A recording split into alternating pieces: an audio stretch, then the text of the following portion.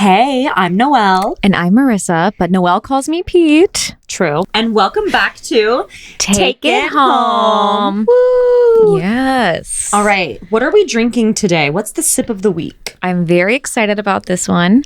We're filming during the day again, so we are drinking an iced strawberry matcha latte. Homemade by Pete. Yes. I got really good matcha powder yesterday. The brand is called Homecoming Matcha.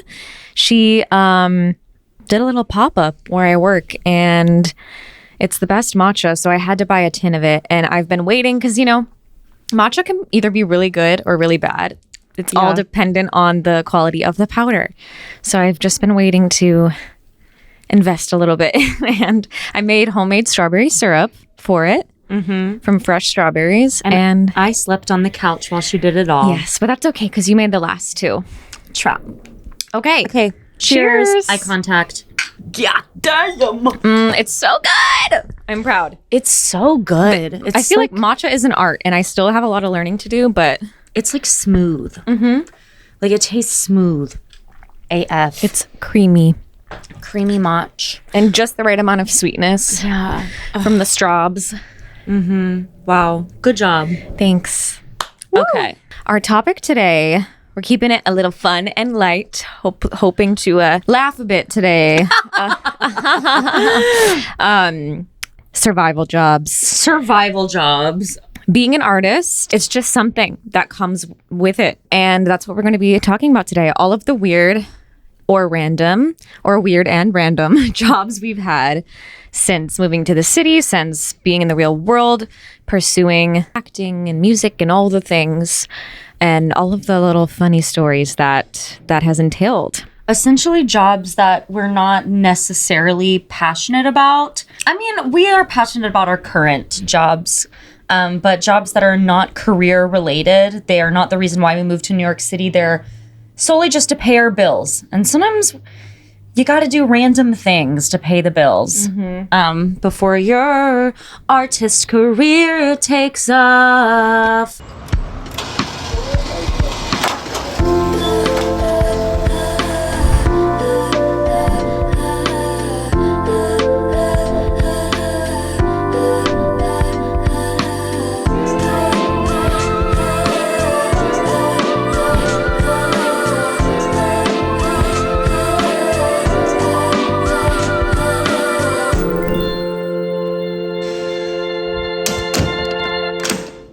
Smile of the week. Smile of the week. Smile for the week. Smile for the week.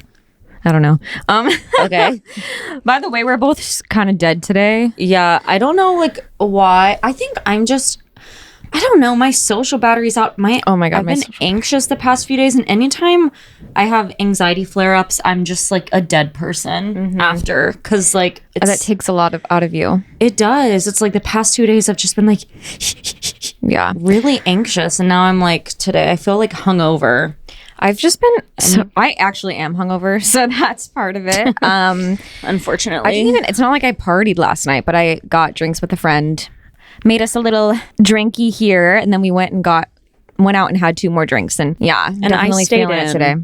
I stayed in and ate mac and cheese and watched TV. For some reason, but I feel like I still would have been feeling this way because I've just been working so much too. I've been doing a lot of social things, a lot of personal work, and I'm fucking tired. I'm tired it's all too. good things, It's just like, whoa, I think I need a day to just sleep, but I don't have one. Well, if you don't take care of yourself, you'll be forced to eventually. I know. The good thing is I have today off and tomorrow off before, things get a little crazy again. So I'm just trying to rest as much as possible. I don't know. Anyways, Smile of the week? After all of this negativity, let's talk about things that are making us smile. The good things. The good things. I will go first. I volunteer. All right. My thing that made me smile was this past weekend. It was one of my best friends, Sarah's birthdays. We take birthdays very, very seriously between my friends and I. And Sarah wanted to have a slumber party for part of her birthday weekend. So literally we had a sleepover at me and Pete's apartment. It was just me, Pete, and our friends Claire and Sarah. And we blew up an air mattress and put it in the living room. And we were just like, literally we went out before and had dinner and then one drink after dinner and then went home on a Friday night to lay around and laugh and eat snacks. Yeah, we also went to the park and ate a homemade cake that Sarah made too, which was so good. cute. And the background was like the New York City skyline, and it was beautiful, brisk, early fall weather, and it was dark out, and we were just sitting eating cake. It was very cute. It was very cute night. It was nice and wholesome, and having a sleepover after, like we were all just giggling, talking on the air mattress. It felt like I was in middle school again, just literally having a slumber party, laughing, giggling, not going out to the club on a Friday night. It was really cute, and I'm glad we did that. So that was something that made me smile. What about you? So mine, I feel like I made my first like big girl purchase in my life. Oh my gosh, recently. Yes, she did. And I'm excited about it. I bought a MacBook Pro, mainly just because, like, honestly, mainly for this podcast, because I am doing the editing and stuff, and I have a laptop, but it's a bit big and clunky, so it just never felt super portable. And but long story short, I've just been wanting one for a long time, but it's such an investment, and I just kind of ripped the Band-Aid and I did it in a way that felt responsible. And it's been bringing me so much joy. I don't know. That's my smile. That is a big girl purchase. I literally... A laptop? Wow. Yeah. I've been like thinking about it for weeks, maybe even months. And then I was like, yeah, I have, right? Yes. I was like, I think I'm finally going to do it. And I was just sitting at work one day. I went on the Apple website and I just bought it, and I chose the pickup option. And that night, on my way home from work, I stopped at the store and picked it up. And now you have a laptop. Brought it home. And now I have it. Yeah. A MacBook.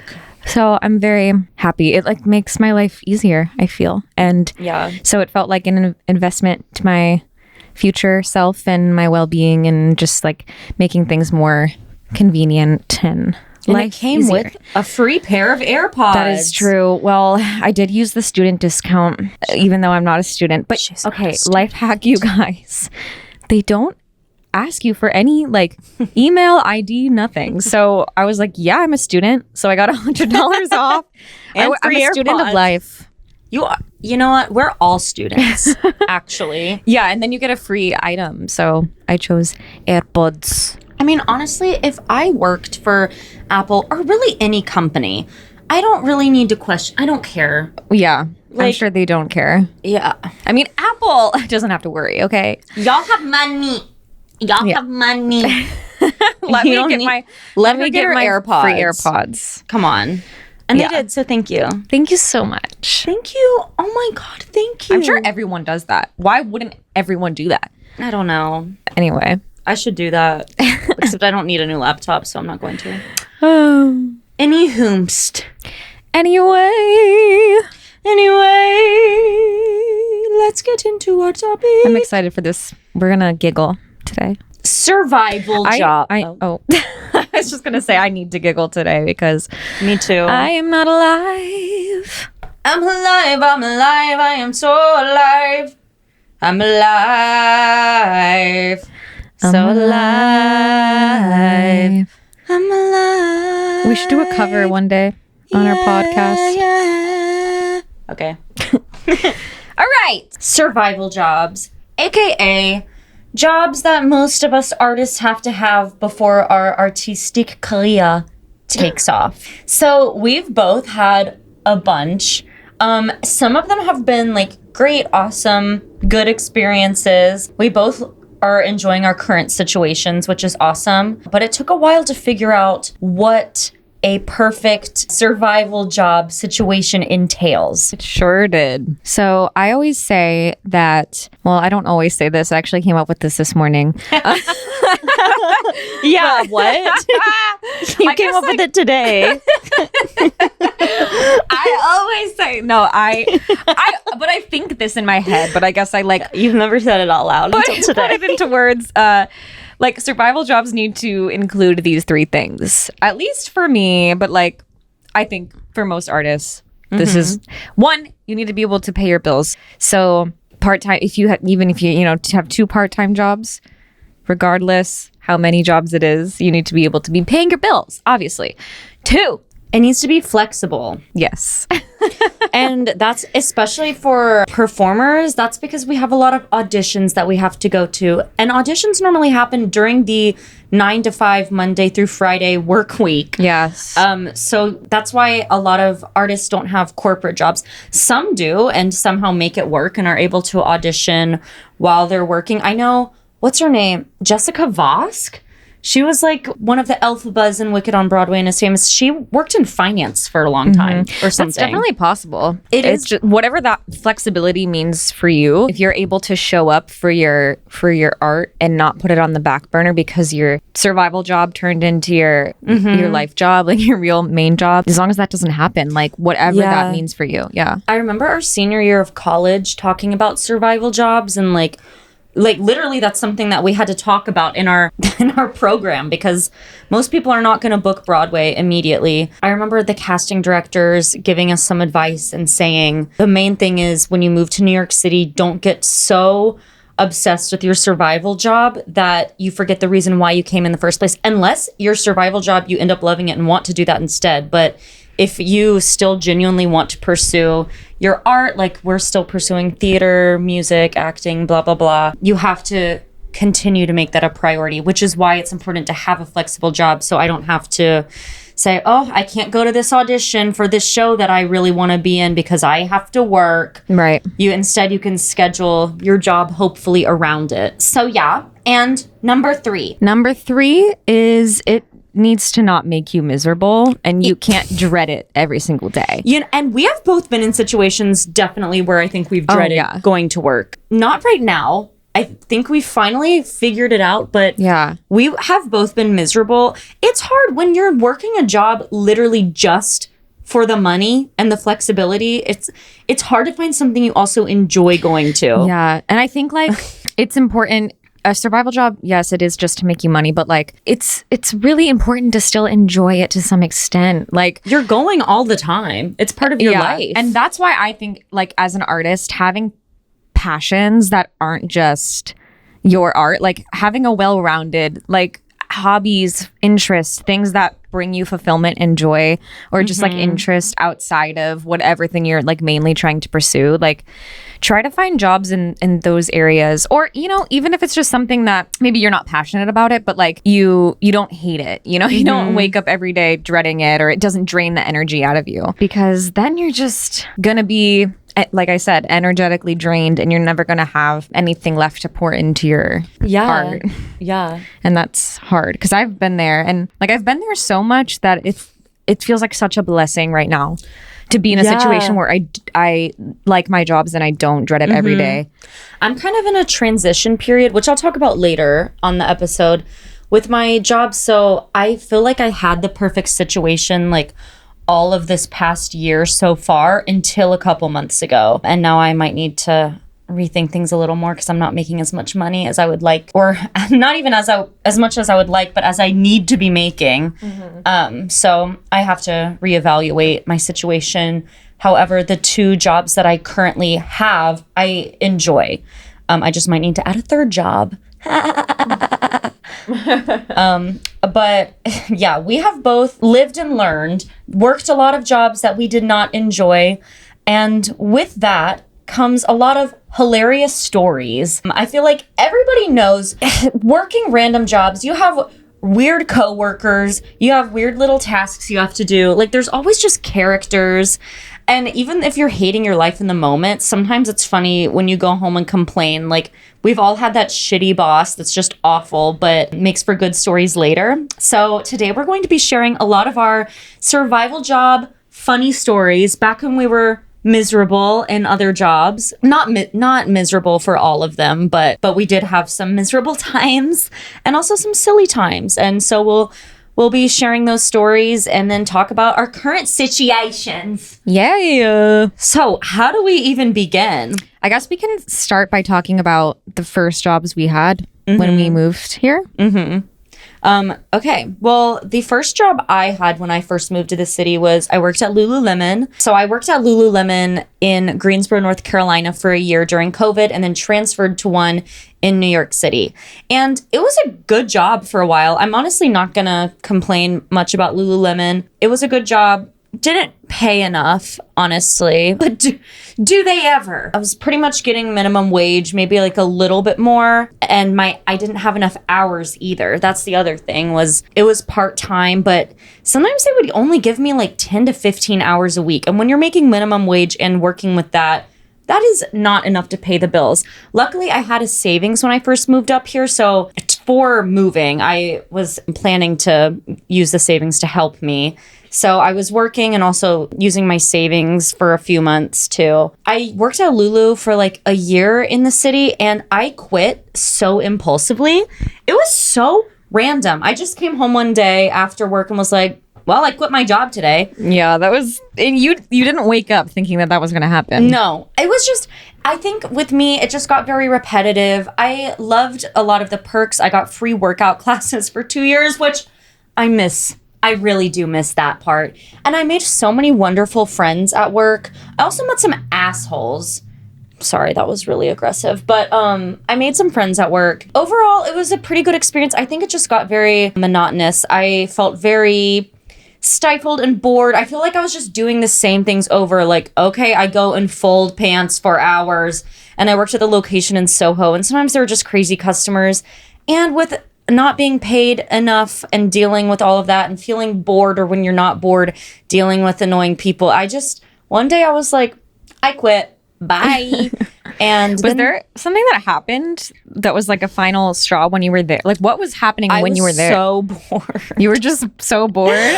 Well, actually, looking back, I was having terrible anxiety when I first moved to the city, which I've mentioned in past episodes. And I would feel very anxious at Lululemon a lot.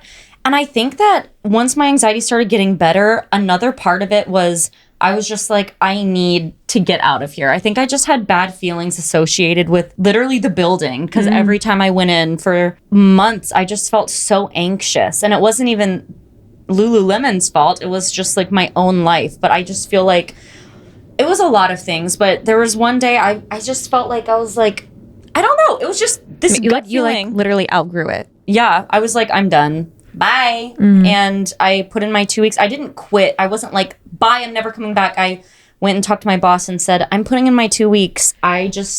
Time for me to move on to something else.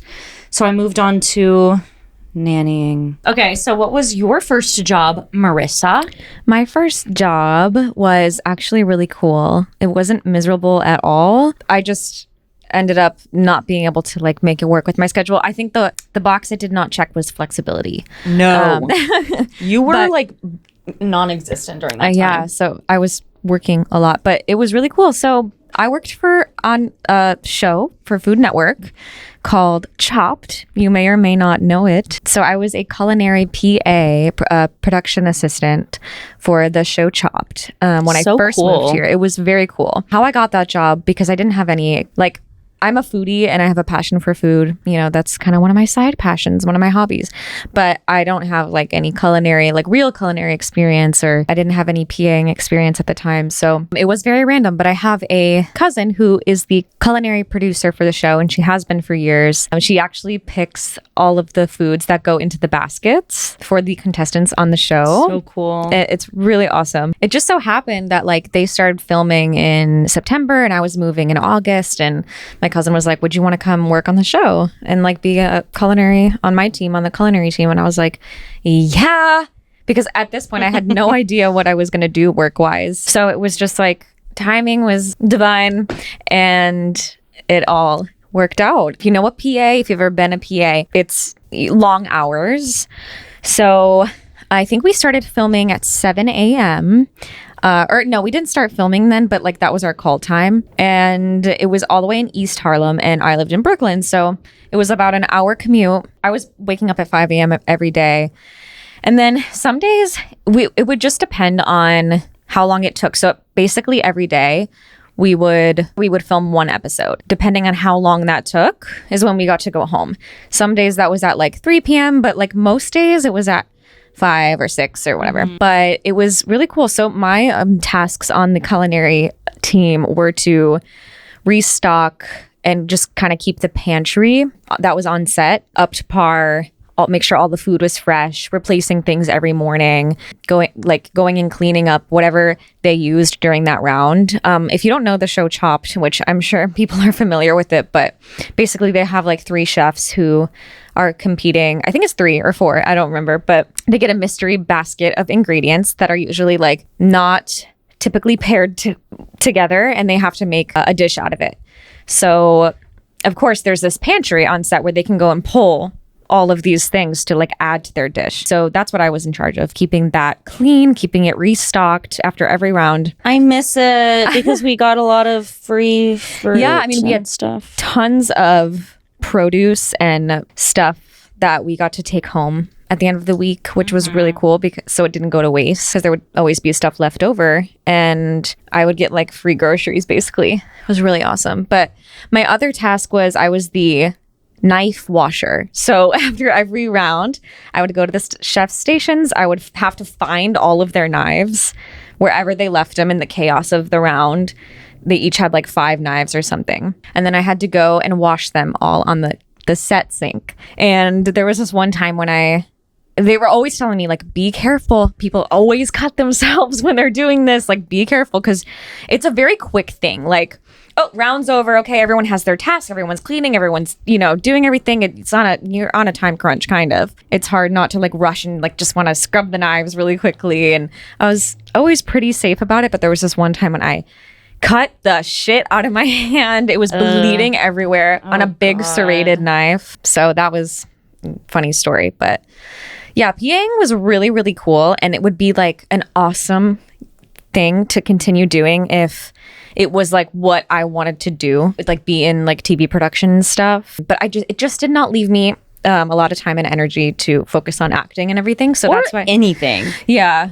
You were having trouble being social during that time too, like hanging out with friends. Yeah, because I just was getting up so early every day and then like working long hours. So then during the weekends I didn't really want to do anything because I was so tired, But I really did enjoy it. It was really cool. I grew up such a huge Food Network fan.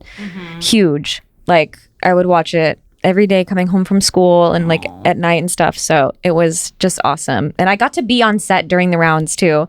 We had our little headsets and I had to watch what the chefs were doing and kind of tell the people who sat with the producers what was happening, so they can like, I don't know, edit accordingly, or they just know what's going on. And that was awesome. And it's all real, you guys. It happens, and they have like a timer, and Chopped is real. Chopped is real. They're not lying to you. Yes. It was really fun. So Chopped was like a few months long, and then I did another show that was a week or maybe even shorter, and then I did one that was 2 weeks. But yeah, it was really cool, and I will always be grateful for that experience because it was really great having steady job, or just like knowing what I was doing when I moved here. Like it was a great first experience. That was my first job.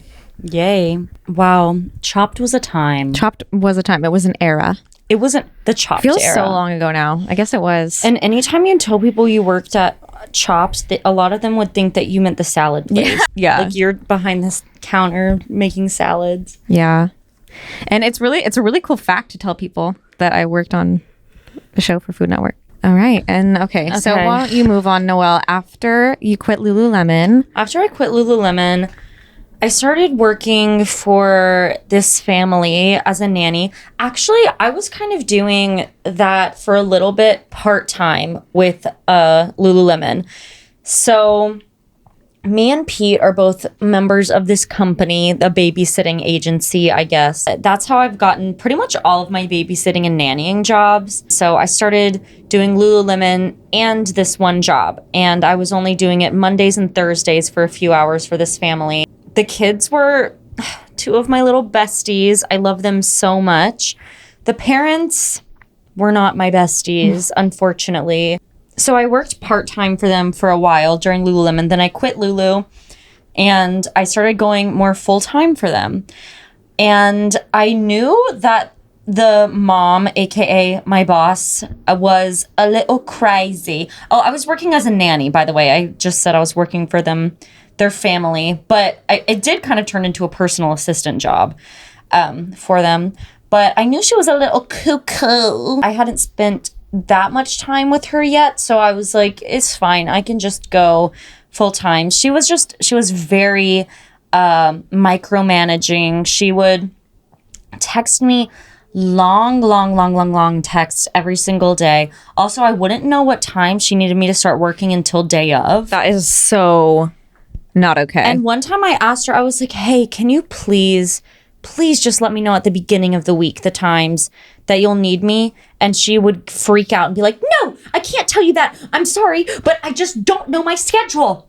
And you weren't being paid for that. So it'd be different if you were like on call and you're like, okay, every single day I have the hours of 2 to 8, just for example, blocked off for you. So if you need me at that time, then I'll come in. But like if you need me at 4, but you're not going to let me know till the beginning or till the day of, then you still need to pay me for 2. So I know not to make plans because it just, and I asked so her, messed up. So this was like months later. So oh my God, I just kind of let them treat me poorly for a long time. And then eventually I was like, it just got very old because I wanted to know like when I could go to auditions. And like, if someone asked me to get lunch, I'd be like, I don't know. I may or may not be working for this family at this time. Sometimes she would text me at like 11 p.m. the night before and would be like, can you come in early tomorrow at 1? And I'd just be like, yeah. Like, what? And then eventually when I was like, hey, if you want to have me on call, you have to pay me for the hours. And she was like, no, I will not be doing that. Oh my God, this is making me so mad. Y'all, oh my God. They did not respect the fact that you were a human being with your own life. No. You were just there to be their little helper. I was. So then once I transitioned from like part-time nanny to more full-time, they asked me, they were like, if we're going to be paying you more, so can you also like help around the house and like, you know, do more than just like watch over the kids, but help us out. And I was like, yeah, of course. You know, to me that I thought that meant like maybe run errands for them sometimes, put the dishes away, like, you know, pick up here and there. Bro, I was doing everything for that family, things that were not my job. I will tell the craziest story. One time she told me that she wanted to get her money's worth from me. Yeah, her and her husband would say that. They were very old school, older parents. They wanted their money's worth. They also both didn't work. They were retired, right? No, he wasn't retired, but mom was. They were home all day. Oh yeah, she was a stay-at-home mom. Which is fine, but like, Which is fine. Why aren't they doing anything? Why were you doing everything for I was them? doing everything. It's crazy. For them. And I signed on to be a nanny, but then half of the time she would be like, I want to spend time with my kids. And then she'd have me do random shit. And I'd be like, okay. I remember this one day specifically. I have so many insane stories, but they, you know, were always telling me they wanted their money's worth. Okay, whatever that means. So there's one day she was hanging out with the kids and she had me upstairs cleaning the kitchen. So they also had 3 dishwashers in New York City, which is insane. So I was upstairs cleaning the kitchen, doing the dishes for like literally 3 hours. I was upstairs cleaning. I did not sit down once during that time. I hadn't had a break. And then she's finally like, okay, Noelle, like now can you take the girls to ballet class? And I was like, yeah. And so I leave the kitchen, I go downstairs. The girls are literally putting on their shoes. And while they're putting on their shoes, I sit on the couch thinking like, okay, cool. I'm going to sit on the couch for 1 minute. They're literally putting their shoes on. That takes no more than 1 minute. And then I'm going to walk out the door. I sit down for 1 second after having been on my feet for hours. And she goes, okay, Noelle, you don't need to sit down. Let's keep it moving. You can find something to do while they're putting on their shoes. She wanted me to be doing stuff for her at all times. And you know, the craziest task she ever had me do, I'm telling the story. I love the story. Bro, she had me doing all of these crazy tasks. Like, oh my God. But the one that was so insane was one of her daughters, like had just a photo of her daughter that was, this huge poster of like an Andy Warhol style like pop art photo of their kid. So it's like their kid, but it looks like it had been photoshopped in a lot of ways, whatever. And she wanted one for the other kid. So she's like, Noelle, I have a new task for you. So whenever you have downtime, if you find that you're done cleaning the kitchen and whatnot, like, I want you to start doing this. And I was like, what is it? She was like, I want you to make pop art for my other daughter using Adobe Photoshop. I said, okay, I will warn you, I've never used Adobe Photoshop a day in my life, nor am I a visual artist. The husband said, yeah, but you're like a singer and an actor. You're an artist. I'm sure like you can do that too. Oh my God, it is not the same thing. Not the same thing. And they were like, just Google it and figure it out. My God, and I was that's like, so fucking annoying. Okay, I'll do what y'all want me to do. And of course, she is the most impatient, high maintenance, like uptight person on the face of the planet. So I would like Google search how to make pop art. And then I would make it and it would look awful and ugly because I'm not a fucking visual artist. And I'd show it to her and be like, this is what I have now. And then she'd get really frustrated with me. She'd be like, no, like, I don't like this color here. Like, change it to this way. But because like I didn't know how to use it, I had to completely start over every time. Like I couldn't change like little things. So it took me... I never finished it. The next nanny actually finished it, funny enough. That's so not weird. The job of an... So weird. So weird. I'm like, do they not realize how fucking weird that is? They were having... I guess not. I would be like, I told y'all, like, I'm not... I started being really sassy towards the end of that job. I worked for them for like 2 years. Oh my God. But the first year was very like... more sporadic, not as much. I knew she was high maintenance and an uptight mom, but oh my God. Once I started like being there every day, it was like insane. She would also like yell at the kids like really meanly sometimes. She has issues. She has like, I've never met anyone like her. Other nannies at the school would be like, do you work for her? And I'd be like, yeah. And they're like, please don't let her walk all over you. Like, because a lot of the other nannies would nanny for kids who were friends with the kids I was nannying. So, and the mom I was nannying for was a helicopter mom to other nannies too. She'd be like, if her kids were having a play date with other kids, she'd be texting the nanny the whole time. Like, make sure they eat this dinner. Make sure they do this. Make sure they drink a glass of milk. Okay.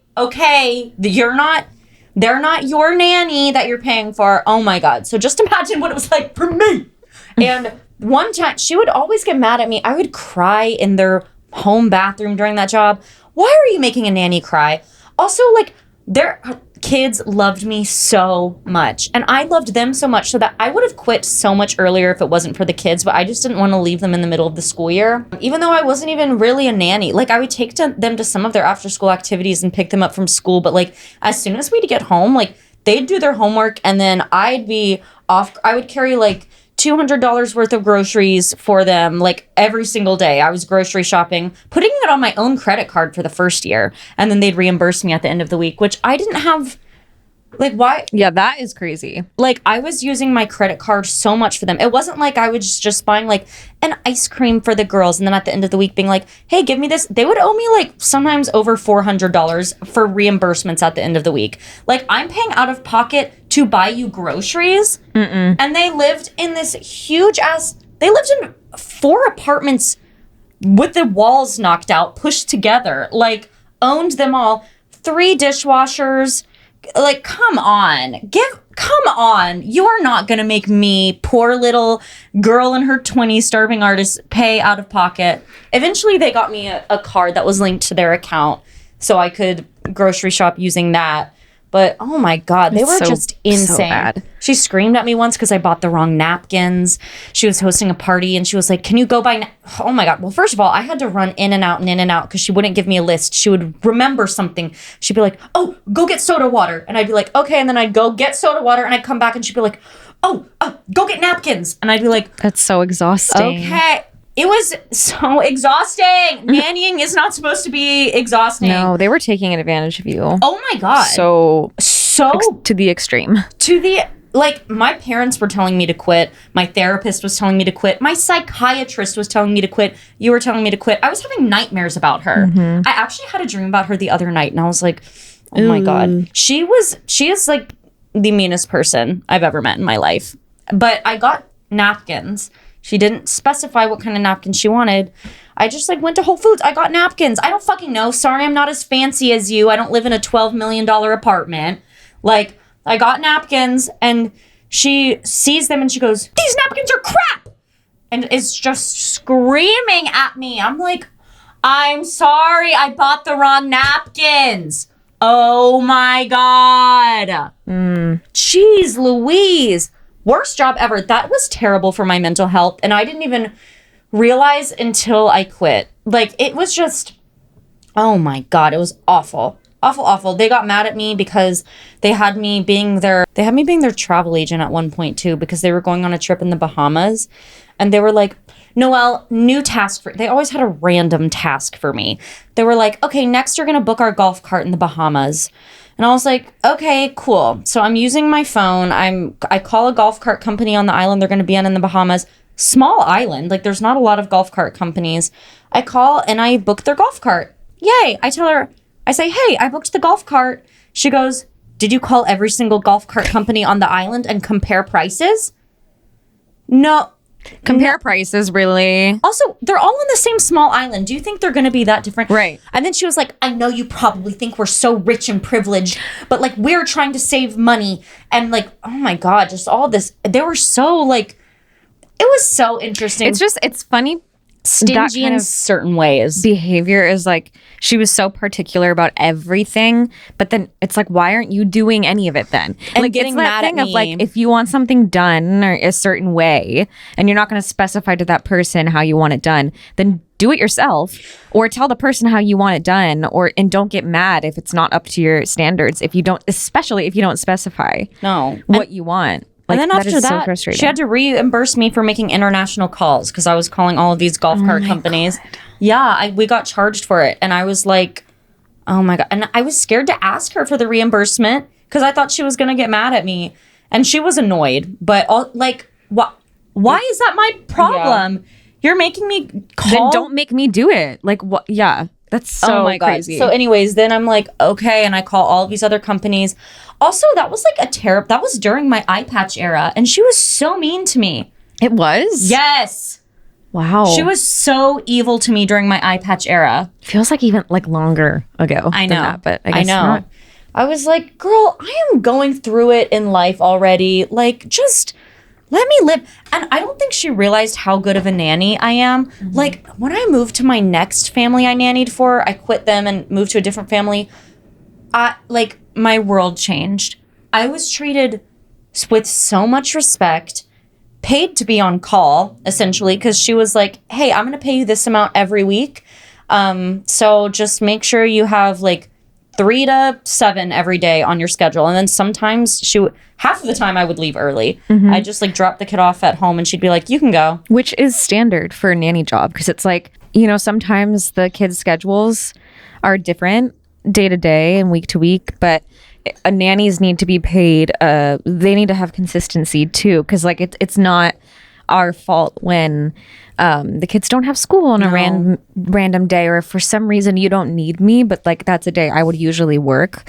Like a weekly minimum or like a block of hours it's pretty or like a day rate, something like that. It's standard. And they would only pay me mean family when I would work. And I remember one time she texted me sometimes she would do this shit. She texted me at like 11 p.m. and was like, by the way, I don't need you tomorrow because it's my birthday.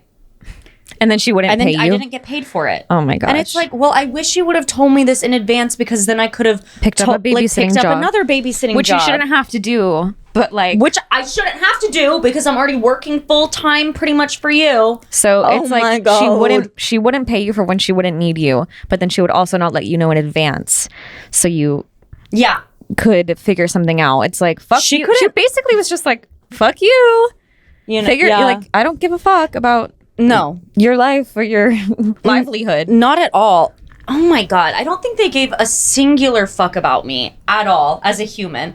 And her kids loved me so much. And I love them so much too. And that's the only reason why I ended on a cordial note with her. I mean, maybe it won't be cordial if she finds the podcast. Sorry. But I was like, these kids love me. They honestly need a nice figure in their life. Yeah, it's so sad for the kids. She's not nice. She would yell at the kids. She'd be like, I remember one time the mom was so stressed out and overstimulated, and like the daughter went up to like and was like, Mom, like, and like went to hug her or something, and she was like, don't touch me. Like, and I was like, can you not talk to your 10-year-old child? Like if she was just so like, oh my God, like awful, terrible person, actually terrible. She was so mean. Anytime she'd call any kind of, whatever company with customer service, she would be so mean. She'd be screaming to people on the phone all the time. One time I remember she was like, I'm the one calling with the issue. You listen to me. Yikes. Just like insane. Karen to the max. And her name rhymes with Karen. Karen to the max. And I remember their next nanny, I would talk to her because I'm actually friends with her. And I'd be like, yeah, I'm quitting. You can work for them if you want. But warning, she's terrible. And the girl was like, I know. Like, because she had babysat for them occasionally, or times when I would be out. They would have her. And she was like, I know, but like, it's fine. And then when she started doing it full time, I remember she texted me after like 1 week of working for them and was like, oh my God, holy shit. I knew she was bad. I didn't know how bad she was until I started spending this much time with them. Like, I need to get out of here. And I was like, no, yeah, it's like, she's literally abusive. Yeah. Like, awful. To the point where, like, it was infiltrating my dreams. Oh my God. When, you know, if it's giving you stress dreams, then like that are reasonable. I mean, because stress dreams can happen, you know, that are like irrational and out of nowhere. But when it's because you're stressed in your real life, she needs help. But love her kids to death. Love them to death. But yeah, it's funny looking back on some of those things because it's like, damn, I was being screamed at for buying the wrong napkins. Like, pop art thing is like one of my favorite stories. I think that, I mean, obviously in the moment that's so annoying and frustrating, but like that is so funny. I'm sorry. I would tell people that and they'd be like, wait, what? I'd be like, yeah, I have to fucking make this a thing on Adobe Photoshop. And they'd be like, aren't you a nanny? Yeah, I am. One of my pet peeves too about jobs or things like that is like busy work or oh my God, doing things to look like I'm doing things or whatever when things don't really need to be done by me. Like, I actually hate that stuff. Also, like, I get it if it's a corporate job. I don't know, certain jobs I'm like, whatever. I think busy work is stupid. I agree. But especially as a nanny, don't you want me to enjoy working for you because I'm being an influence on your kids?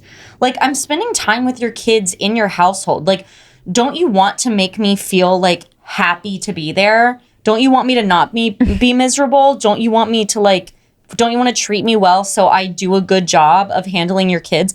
Like, that just doesn't make any sense to me. I mean, like, she didn't have the capacity to think that far. No, she was just didn't. so wrapped up in her own head and her own feelings. And because she was terrible, I had to leave, unfortunately. Yeah. And I miss those girls. I babysat them since then a couple of times, sporadically. I just can't work for them full time ever again. Yeah, and she would just text me all throughout.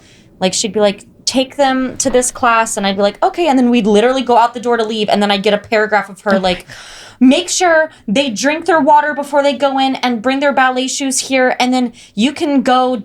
I was always, especially like when I would drop them off at classes, she was always having me doing something during that class too. Like, I wouldn't just be sitting there waiting for class to be over. She'd be like, during that time, I want you to go to Whole Foods, pick up this, and that while they're in ballet, or like bring my laptop and work on Andy Warhol while they're in class. Like, I was like, oh my God, I was working my ass off for this lady. Evil. Anyways, that was one of my survival jobs. That was the worst one I had. For sure. Which is so shitty because it could have been awesome. I was in this lovely, beautiful home with these two amazing kids. How are they?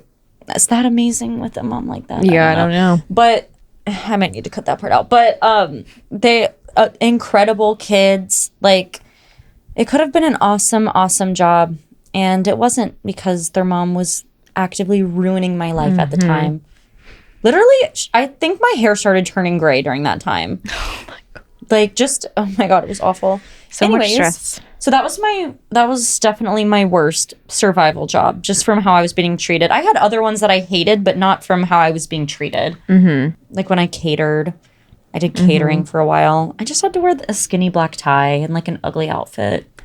And it wasn't fun. Not as bad. What are some of your other survival jobs? Yes. So I was looking for teaching jobs because that's actually what I did before I moved. I forgot that you taught. Yeah. I taught honestly, I didn't teach for that long. I taught private voice and piano lessons back in Michigan. So it was something that I was good at, I had experience with, and there's definitely a market for that here. So, and I ended up getting one that was, part-time, and it was for a music school that I had to like go to the people's houses for it, which like it was appealing in the moment because I was like, that's cool. Like I'll be able to get out.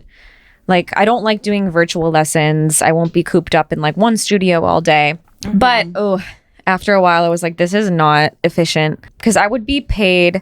So let's say I was booked with 4 students a day. I would I was not paid for like my travel time. I was only paid for the lesson time. And then you're traveling so much. But I was traveling for so much of it. So like if I worked from 2 to like 8, I would only be paid for the times I was teaching in that period. So not even like all of those hours, And then I also was like using my own money for transportation. Like the company didn't reimburse me for the transit that it would take me. And then a lot of time, like I was teaching like students in Brooklyn, and kind of getting throughout Brooklyn can be a little tricky. Like I would have to take buses a lot to get to like weird places, not weird places, but just like a place where there's no train to go directly from this place to this place. So I was like taking buses to get to like random places.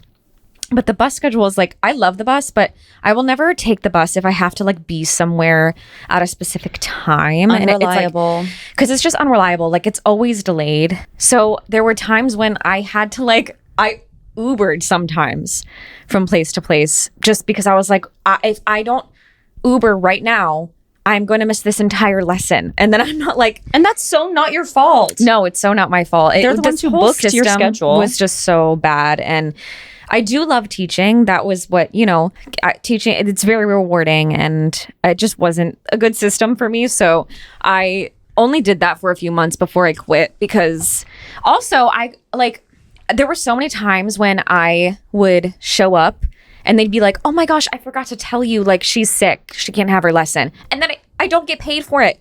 And I went all the way there. One family in particular was always not telling you. Oh my God, yes. There were times I'd show up and they wouldn't be there. And I would be texting them like, hey, I'm here for our lesson, blah, blah, blah. And they're like, oh my God, we forgot. Like, we're down the street. Just give us some, like, stuff like that. And then I literally got ghosted by one of the students' parents. Like, one time they just didn't show up. And then I would text my boss and I'd be like, hey, like, I showed up. They didn't tell me. And she's like...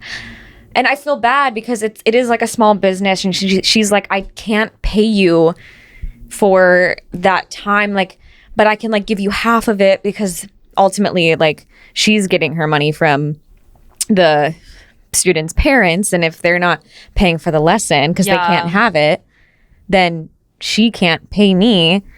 But like that is so not fair to me. It's so not fair. So it was just also another like unstable, super, didn't know how much money I was making each week. Plus it just like wasn't enough. Because of all the travel time, it was hard for me to get enough hours, even though the hourly rate was really good. Because of the travel time, that takes up like hours that I could be teaching, but like I just couldn't get enough hours per day. And I do miss teaching sometimes. Like I do think I was a good teacher. So while I was teaching, that's when I found one of my current jobs that I'm in, and I started training for that. And then I quit teaching. And then the job that I'm in now was part-time, so I needed another part-time gig to align with that. And I started my other job I'm in now, which is my nanny job. So Yay. I've been with those things ever since, and it's been like 2.5 years of that. So it's been very great. And they rock. They do rock. I'm so out of breath, and I don't know why. I want to tell the poop story. Okay, so during all of this, I was also babysitting, doing random things like that with the same company that Noelle was talking about before, which is really funny. Like, it's on-demand stuff. So they literally send an email blast and they're like, hey, sitter needed tomorrow here from this time to this time for this many kids and this old.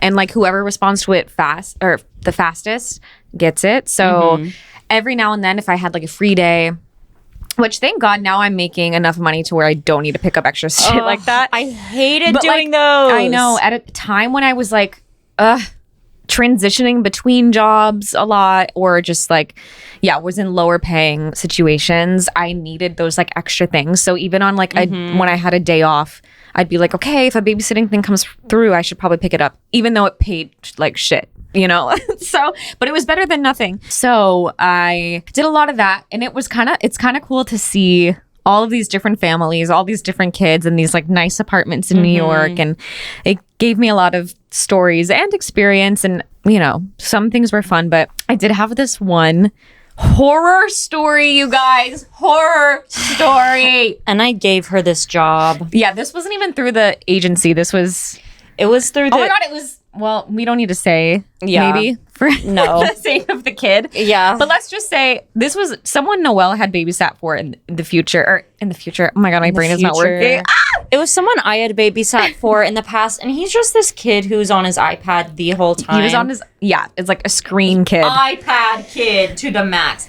And the iPad and the TV were on in front of him. And he Which I don't judge parents for however they decide to do that. I grew up with a lot of, I played a lot of games and I watched a lot of things and whatever. I think that's totally fine. In New York, parents are so particular about how they go about screen time. I think some withhold it too much. Yeah. And then when you do put an iPad in front of their face, they become like not a human. And they're just like, you will talk to them and they're not there because they're like on the iPad, withheld from it. So when they do have it, they're like, iPad. Or maybe they are just on it too much and whatever. It's hard in New York because there's not a lot of places to play outside and like you can get cooped up easily. So it's important to find a balance. But I think this kid had way too much screen time. He probably had too much. He was like, it's not good for their little developing brains. But selfishly, it's good when you're a babysitter sometimes because if the parents don't care, like they literally, anytime I babysat for them, they would be like, he can literally just be on the iPad and watch TV as much as he wants. And so I'd be like, hey, like, what's your favorite color? No response. Like, because he was so into his screen. So then I was just like, okay, honestly, time for me to chill then. So I just sit and be on my phone and like eat their snacks and, do my thing. Like, it was an easy job when I did it. Yeah. So there was one time I couldn't babysit them. And I think I asked you, I was like, Pete, you should do it. And I was like, it's so easy. They pay so well. And the kid's literally on his iPad the whole time. You're not going to have to do anything. Okay. And that's not I was like, her experience. I've like heard about this kid. Like I know when you babysat for them before. So I show up. All is well to begin with. The parents are very nice. And they were like, you can order dinner. Here's the local spots and some menus. Like they were going to pay for it, which was like very sweet. They also Uber home after. They Uber home, which is a thing. Should. Yeah, if you're coming home late, like obviously. Okay, so she's showing me around the house. She's telling me about the routine, the basic things. And then she like makes this comment and she's like, oh, and also he's been like having problems pooping. So, just be aware of that, but like I think he should be fine. Also, he was 5 years old at the time. He was 5 years old. Not like a baby. He was 5. She's like, he's been good the past few days, but like if he needs to go to the bathroom, he might just need like a little help or whatever. Okay, so I don't think much of it. And they leave and I'm sitting there with the kid for a while and things are fine at first. And I'm like, what am I going to get for dinner? Like, well, I'm order my food. And then I start to smell a smell of poop. She starts to smell a smell of poop. And I was like, oh my God, you're kidding me. This kid just shit his pants. This is what they were talking about. Like, what is this poop issue that he's having? And I'm like, what am I going to do? They knew what was going to happen. So yeah, in hindsight, they knew that this was an issue and they just threw it on me because let me just wait. So I'm like, the whole apartment is starting to smell like poop. Like it was a very strong smell. And I look at him and I go, hey, do you need to go to the bathroom?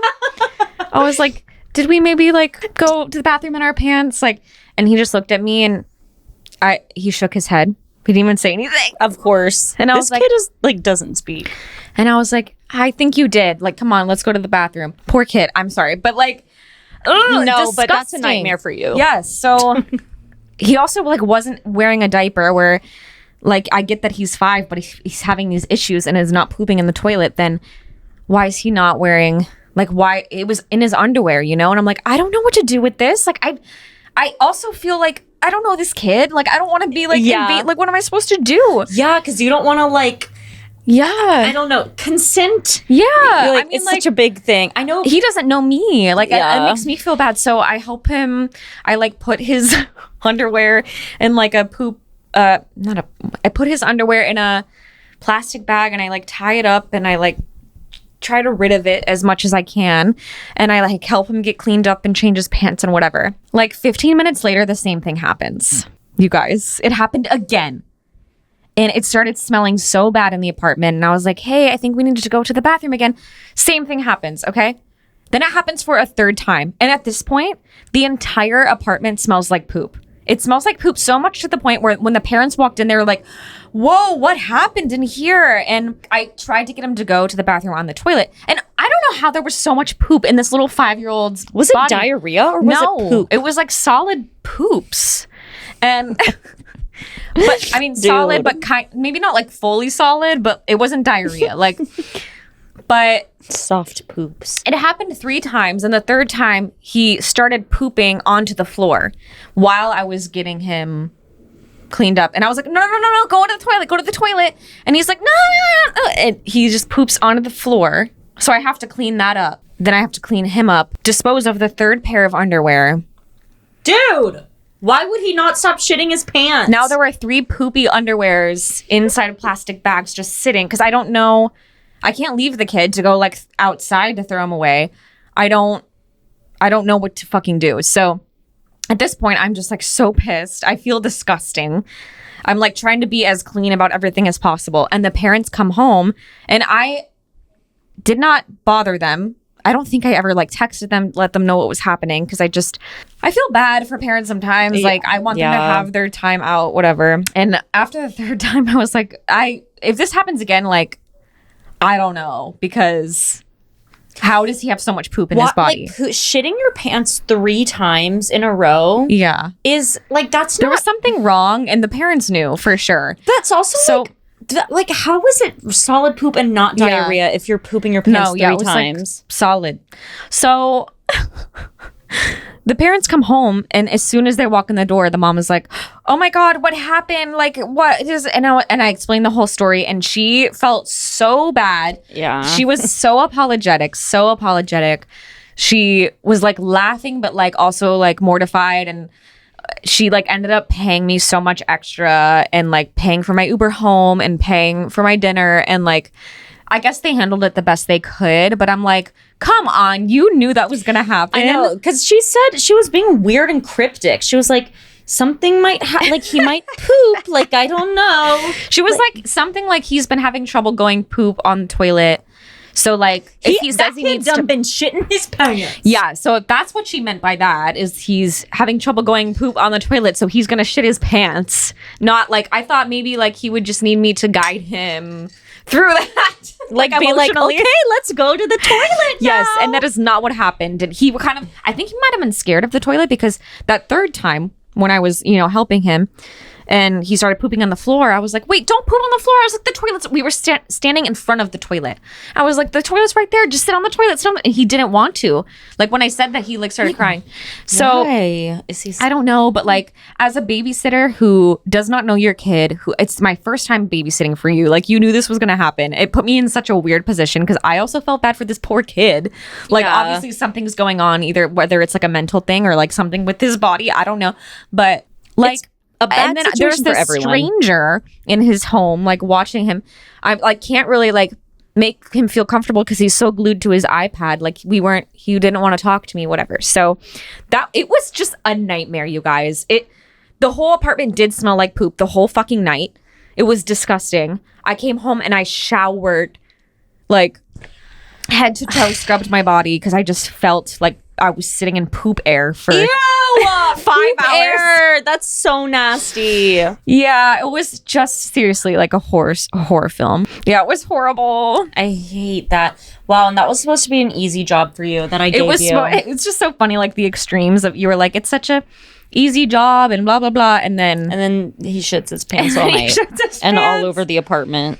It was like the worst babysitting experience I've ever had. Damn, sorry about that. And then she's asked me to come back a couple times, and she was like, he's better on the toilet now. Like it wouldn't happen again. And I actually like couldn't even do it that night, but I don't think I would.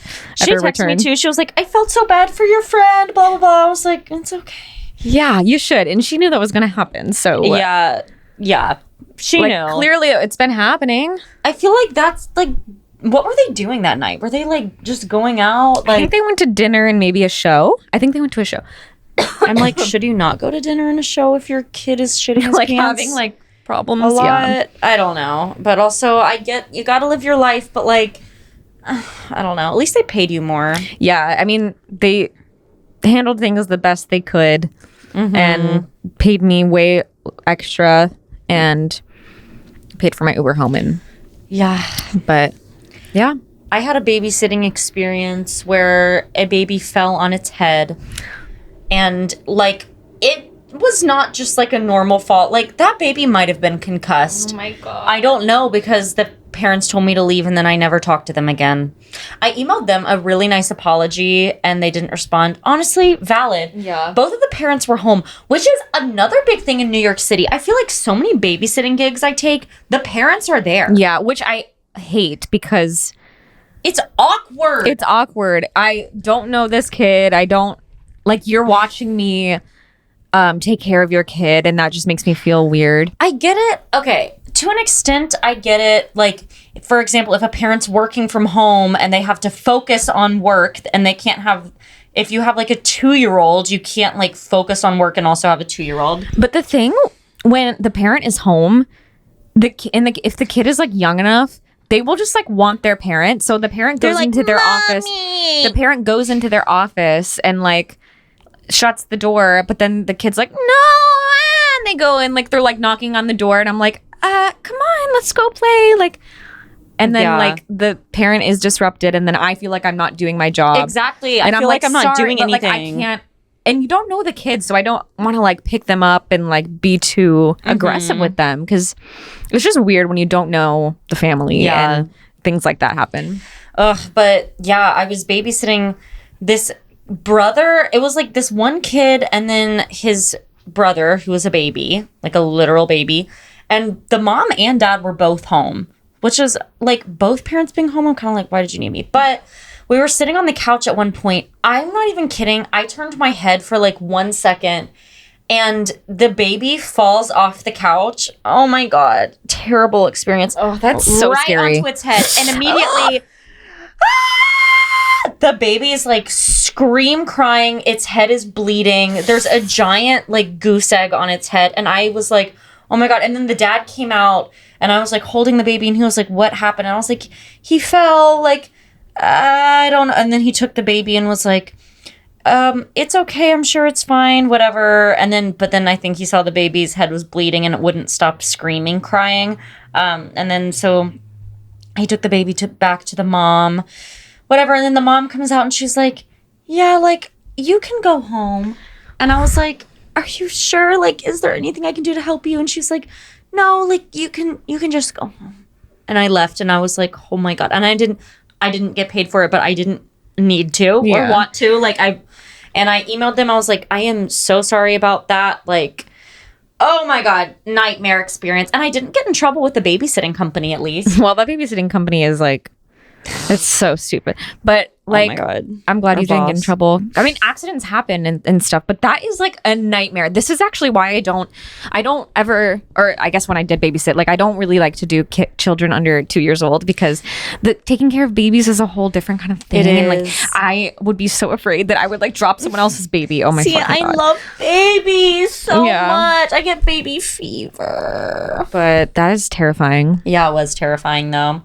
Yeah, that was pretty bad. Yep. And I'm surprised that the parents acted so calm calmly about it. I think they like took the baby to the doctor right after. Like, I don't know, but that also sucks because I probably traumatized them. I feel bad because they might have been scared after that to get babysitters in the future.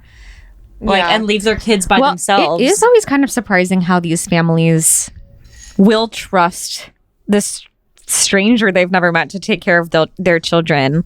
Like, I do find that kind of interesting. Yeah, I guess that's why to begin with, so many people go through the company. Yeah, I guess because you have to get like hired, you have to interview for this company and whatnot. But still, it's like, I don't know. Yeah. You still don't know the person. Ugh, nightmare. But now I've had some really good babysitting gigs from it. And normally now when I babysit for families, I'm like, hey, by the way, if you ever need a babysitter, feel free to just text me and not go through the company. Mm-hmm. Because the company, they pay the company so much and then we're paid crumbs. They do not. When I found out, one of the moms actually told me once, she was like, how much do they pay you? And I was like, this much. And she was like, they're really not paying you enough. And I was like, noted. Good to know. I didn't know that. They're taking like so much money and we're the ones actually with the kids. Mm-hmm. The fuck? Anyways, yeah, babysitting is another crazy survival job. Some babysitting gigs are awesome and some aren't. Yeah. It really just depends. It's always hit or miss. So that's that on that. That's that on that. I guess I can talk about this one job I had for a single month at City Winery. It was so random. So this was while I was getting my tour guiding license. So current job status, I'm a tour guide for food tours, which is awesome. But to be a tour guide in New York City, you do have to have your tour guiding license. And to get that, you have to take a test and pass it. And it's just all of these questions about the history of New York City. Yeah, so I had to study and just memorize 300 random facts about New York City and pass the test and get my tour guiding license. But while I was in the process of studying to get my license, I needed another job. So I literally worked at a winery for 1 month in Grand Central Station. And I was paid minimum wage. I was a hostess. I was fired the same day that I was going to quit. I was literally, I'm not kidding. You were fired? I don't remember. Like, I was let go of until now. I was drafting an email, literally being like, hey, I'm so sorry. I can't work here anymore. And while I was drafting it, an email comes into my inbox from the winery being like, hey, actually, we don't need you anymore. That's so funny. And honestly, I was a bad employee. If I'm getting paid minimum wage, one, they did not need me. There were barely any customers ever. Like, the waiters did not need me. At all. I barely did anything. And so I'd just be standing there on my phone. Listen, if I'm getting minimum wage and I'm not really needed, I'm not going to do busy work for you guys. I'm not going to take time out of my life to clean extra and be an extra good employee. No, I was standing there memorizing my facts for my tour guiding test. Like, that's what I was doing most of the time, or memorizing lines or for auditions or something. So one, there was that. And then two, I was auditioning for things as well at this time. And I literally would show up like an hour late to work sometimes. And I'd literally text my manager and be like, hey, sorry, I'm going to be an hour and a half late today. I have an audition. But like, I'm sorry. I'm not prioritizing my minimum wage job over an audition. That you didn't want to keep long term. I knew I was going to quit like after a month. So that was so funny. And I had the most random coworkers. Oh my God, creepy ones. Do you remember that one guy? Shane is his name. Oh my God. He wrote this scary Screamo song and showed it to me. And he was just really creepy to all of the women at work. And wasn't there like a story about this? Like, didn't he do something? He did something. What did he do? What did he do? I don't even remember. Oh, he asked me to go on a date to Shin Yun with him. Shin Yun. You know Yes. He asked me to go see that, and I was like, sure. It never happened, but then he sent me his. He would always hit on you, right? Kind of say inappropriate things. Oh my God, yes. He said something really inappropriate once. And you had to tell someone about it. Like your manager or something. He said something really gross to me once. What was it? Oh, he was like, I needed a stool to sit on. I was like, I need a place to sit. And he was like, he said something about like how I could sit on his face or something like that. He was like, I can give you a spot to sit on my face. Something weird. And I was like, that's crazy. In the middle of the fucking shift. I remember I just like, I laughed. I was like, haha, oh, Shane. Such a funny thing for you to say.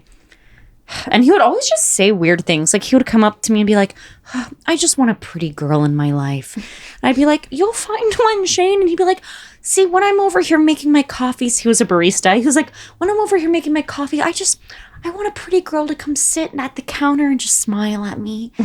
It's like, okay. Yeah. Another one of my coworkers really wanted a trad wife, which if you don't know what a trad wife is, it's literally just a traditional wife that cooks and cleans. It's weird to want a trad wife. He really wanted one. Like and bad. Say that. But he would say things too. One, he really wanted a trad wife. He's like, I want my wife to cook and clean and like I'm the king and all this stuff. And he's like, and also I want to be able to have sex with whoever I want, and she's only allowed to have sex with me. He would literally say that. He's like, men have needs, and I need to get those needs met, but she better not be fucking around. And I was like, okay. And then he asked me out, and I was like, I do not think we are compatible in the slightest. And he sent me the link to his SoundCloud, and this was like the day I met him. He texted me and he was like, hey, like, I think you're really beautiful, by the way, if you ever want to go out. And I was like, we're not compatible. And then he sent me a link to his SoundCloud, and it was this song. It was R&B. And of course, the first lyrics are like, face down, ass up, girl. And I was like, what is my fucking life at the City Winery right now? And then Shane, that other guy, sends me one of his songs, and it's Screamo. Oh, yeah. He's like, like, this place is weird. This place is so weird. That was a really weird era for you. It was. I hooked up with another one of my coworkers, though. Remember him? Yes. He was hot. So that was fine. But yeah, everyone else, that was weird. Some characters. There were insane characters there. Plus, people were like drinking throughout the shift all the time, which like I did once too. Hey, the bartenders were like, here's a to-go cup filled with wine, and you can refill it as much as you want. And there was just one shift where it was like a Friday night. I was about to go out and meet probably you and others after. So I was like, I'll pregame at work. Yeah, so just like silly times. But yeah, I was fired, but I was going to quit too. So it's okay. You were drafting your email and then got fired. Literally drafting my email. I was a terrible employee. But then right after that, I took my tour guiding test, passed, and then quickly got a job. The rest is history. And the rest is history. Now I'm still a tour guide, and it's amazing. Yeah.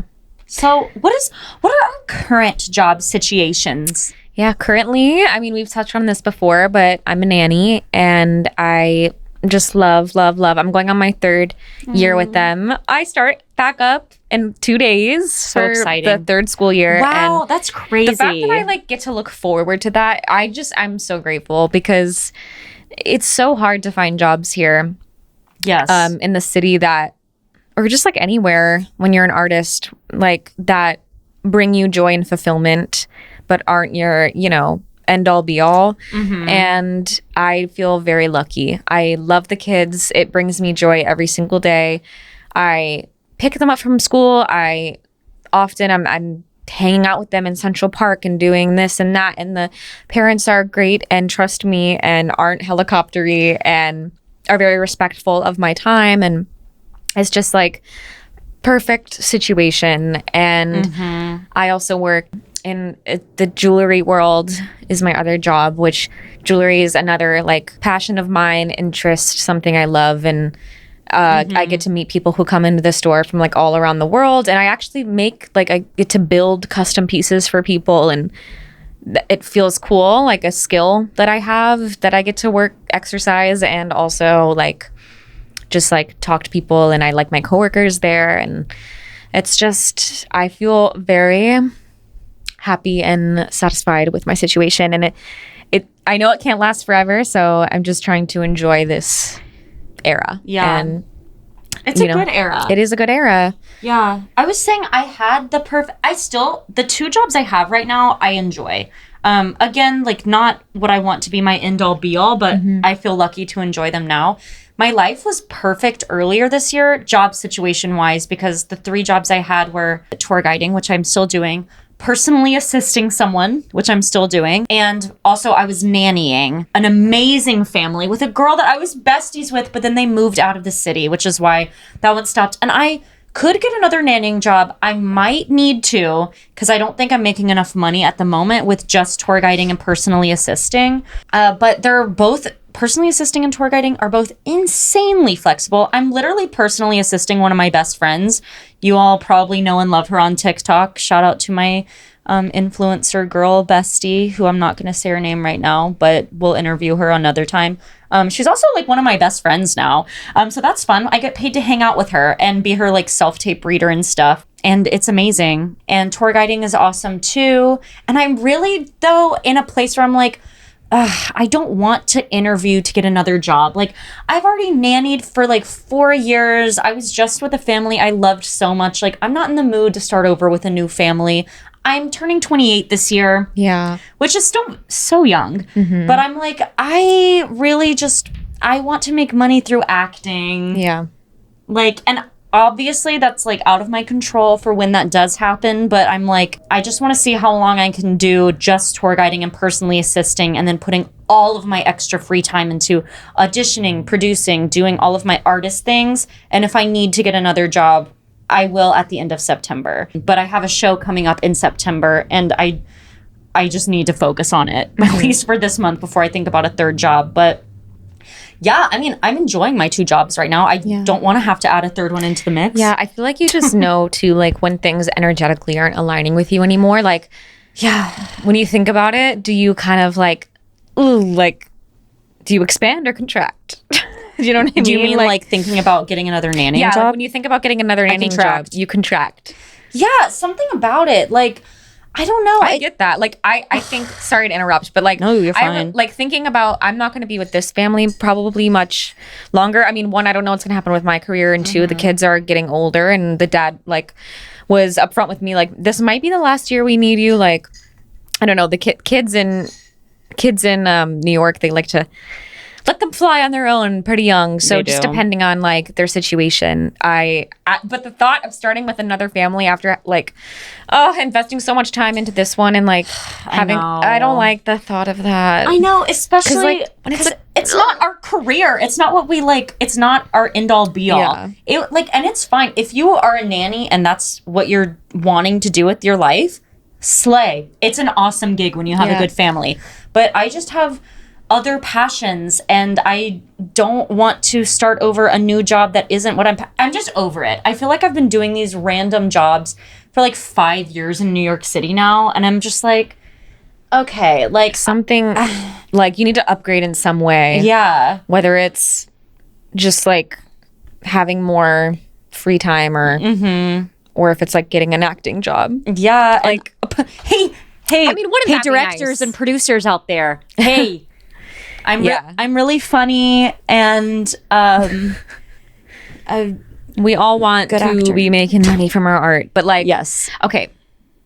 Let's maybe transition into our take home for the day, because what I was going to say was, what I think we should take home is artists want to make money doing their art, or even if you're not an artist, we all have our ideal job, career situations, and dreams, and sometimes it just takes a second to get there, but like, in the meantime, you don't have to be miserable. You don't have to sacrifice, your passions, and you can still enjoy your day to day.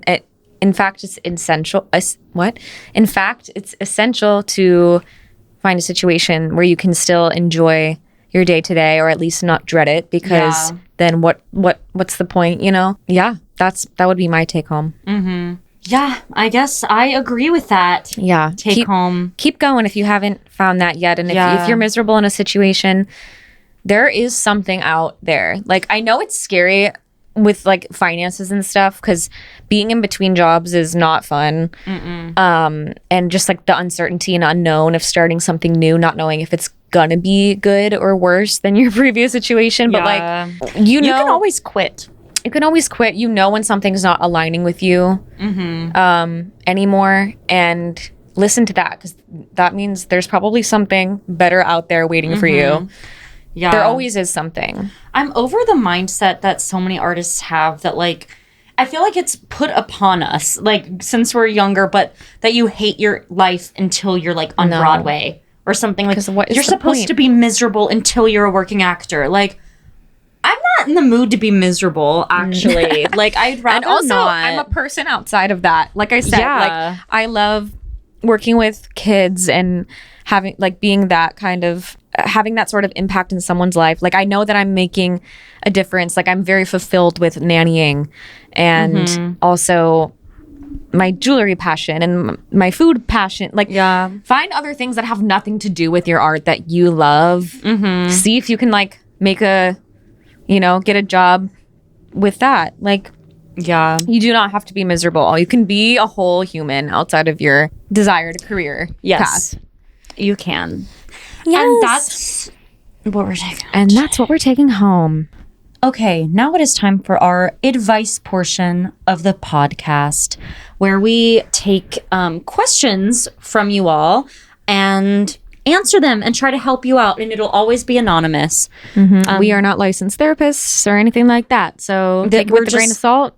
Here's our life advice. I feel like sex first time with someone takes some adjustment because everyone has a different history /likes/dislikes.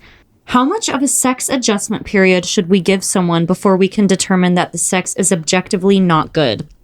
Low-key, I don't know. Great answer. I mean, I will say, hey, if you're someone who doesn't want to hear about me having sex, turn the podcast off now.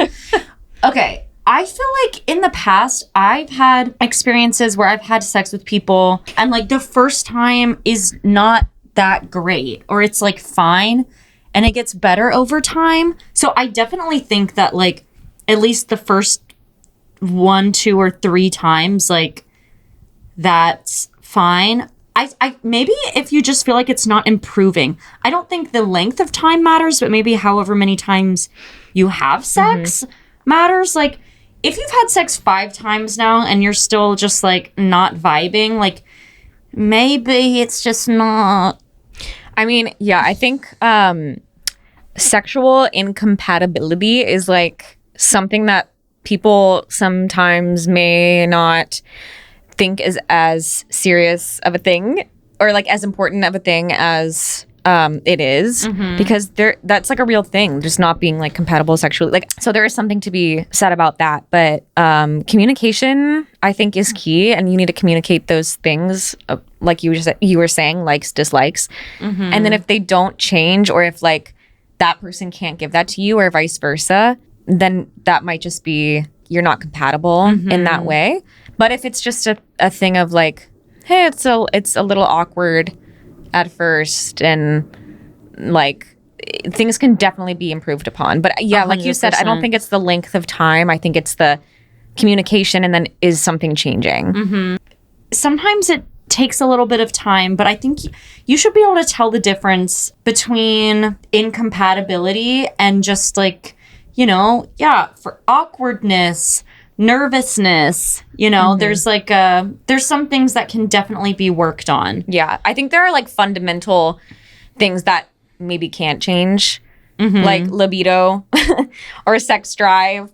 Like, if someone has a higher sex drive than the other, that's, like, a huge thing, and that can't really be changed. You can't force someone to have sex if they're not in the mood to have sex, and then if vice versa, if someone is in the mood to have sex, like, and that person doesn't match their, you know, needs in that way, like, that is incompatibility. Like, that's not going to change. That's who that person is fundamentally. If it's like, hey, I like this thing, can we try this? Whatever, that's different. That's something that can be, like, improved upon. And however, I'll say if you feel like there's mutual sexual attraction there, mutual chemistry, and you both have talked about your likes and dislikes and you're into the same things, I feel like when those things are there, you should be able to figure it out. Maybe, like, if it's just a matter of, like, I don't know, sometimes people have trauma they have to work through. Sometimes it takes a second to get comfortable with someone. Sometimes you just have to be patient. And if those things are there and you've talked about it, then I think it should work out and will hopefully be worth it if it's someone you're really interested in. Yeah, every situation is so different too. So it's like hard when we don't have like the details and the nuances of your relationship or you know what the relationship you're referring to is, because sex and like sexual things are affected by everything else in your life. It's, you know, it's not separate from your mental health and like your emotional relationship with your partner. So like it just really depends. Like you said, trauma, there's all different things that go into how you show up in your sexuality in a relationship. So it just really depends case by case, person by person. But I think like you should be able to communicate with your partner. Yes, open communication. That's the key. And then like it can't just stop there. There has to be like some sort of change or effort, I guess, more so on like both people's part to want to make things work. And then you'll know. Yeah. All right, everyone. That's today's episode. Yes. Follow us at Take It Home Pod on Instagram and TikTok. And if you're watching on YouTube, hi. But like if you're listening, you can watch us on YouTube as well at Take It Home Pod. Do all the things like subscribe, leave us a comment, give us a review if you liked it. 5 stars. If you didn't like it and your review is less than 5 stars, you don't have to. Yeah, don't worry about it. Then don't even worry. Yeah, and that is it. Do all the things. We have a new episode every Thursday. If you have an idea for a topic or something you want us to talk about, DM us. If you want to be featured in our advice segment, DM us. And we will help you out. And we will be there. Okay? I'll be there for you. It's a beautiful day. Don't let it get away. Okay. Okay, bye. Bye, everyone.